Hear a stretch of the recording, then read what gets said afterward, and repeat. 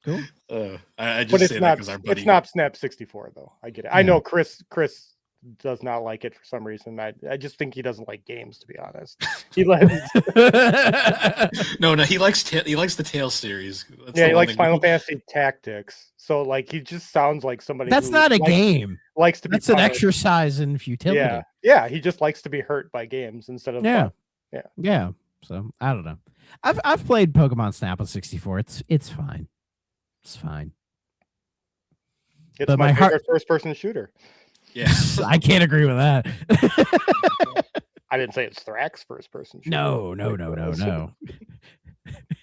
I would prefer Modern Warfare On the N64?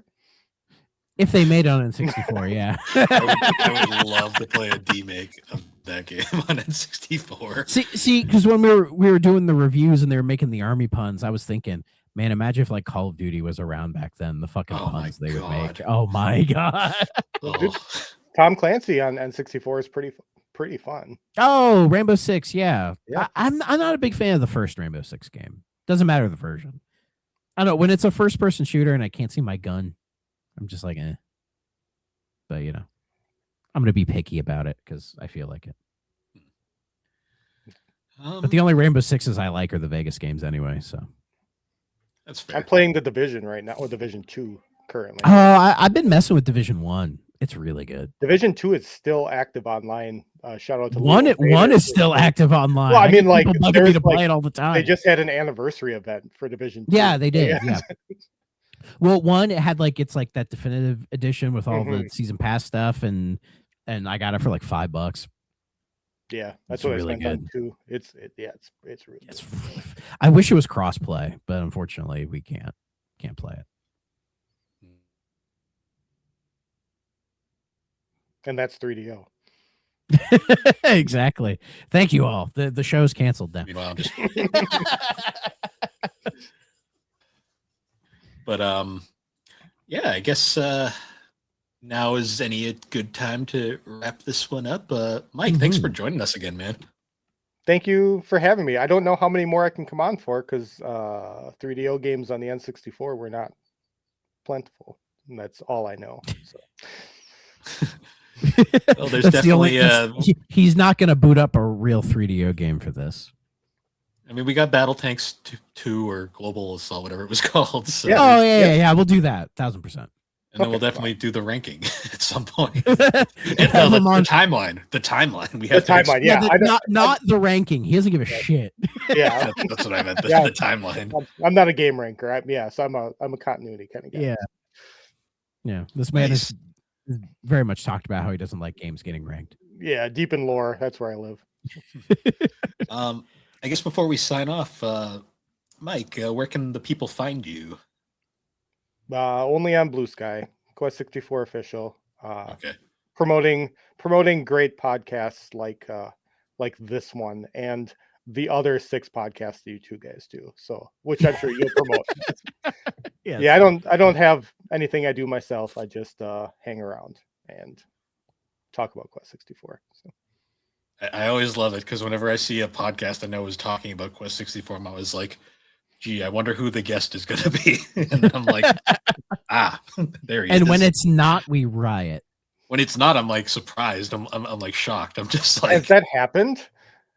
It I know. probably has. well, the most recent one was Retro Hangover, and I Mhm. saw you had popped into the server right around the time. I'm like, And I had wonder. been in the server because I did Daikatana with them as well because I needed somebody for the N64 version of that. And that naturally, when you think about Daikatana, I'm the first person you call because I like games, great games. So I was in the server, and then I told Chris, I'm like, I could not find the invite, so I left the server and came back 4 times the day of the podcast. And he's like, "Oh, I just didn't send it. That's on me. Sorry." He's like, "But thanks for joining the Discord." Like, dude, I've been here for a year. That's funny. Jeez. Sounds But, about right. I guess with that, anyways, guys, so once again, thank you for joining us on the 3DO Experience. You can find the 3DO Experience on all the major podcasting platforms. Be sure to check us out over on the Superpod Network. That is superpodnetwork.com. Awesome site where you can find a whole bunch of different podcasts, videos, blogs. currently have a whole bunch of Game Boy Advance blogs coming out talking about different games. Thrax article, I believe, is already out. Yeah, it's been out for a while on Drill Dozer. So Nice. Mine will show up whenever the boss man gets around to it. and since Quest is here and we've mentioned it before, go listen to my old Thrack Ops episode on Modern Warfare 1 where Mike was there talking about it with me. It was a good episode. I remember that. Yeah, it was good. And if you want a blast from the past, go look at our Battle Tanks episode where we talk about that game's wonderful plot. Mm-hmm. Might be the best part of that game, depending on who you ask. And it continues in the second one. So once again, because we're a continuity podcast, the Battle Tanks timeline, awesome. Yes. Cannot wait for that. Ace. Yes. Where's the movie adaptation? I believe it's Children of Men. Oh, lovely. Yeah. Shit. Other than that, do you have a new Thrack Ops coming up, or are we still on? I'm gonna get started on it this weekend because if you're watching the video version, you can kind of see a hint at what I've been currently working on. God help me. So trying to get those kind of caught up, but I'll get started on it. Sunday's my free day, so I'm gonna start playing Advanced Warfare. Oh geez, it's problematic because Kevin Spacey, but you know, yeah, it's that one. Yeah, that game is the birth of a meme we still use to this day. So has that going for it too. Fair. And I guess with that, everybody, once again, thank you for joining us, and we will see you all later. Bye bye.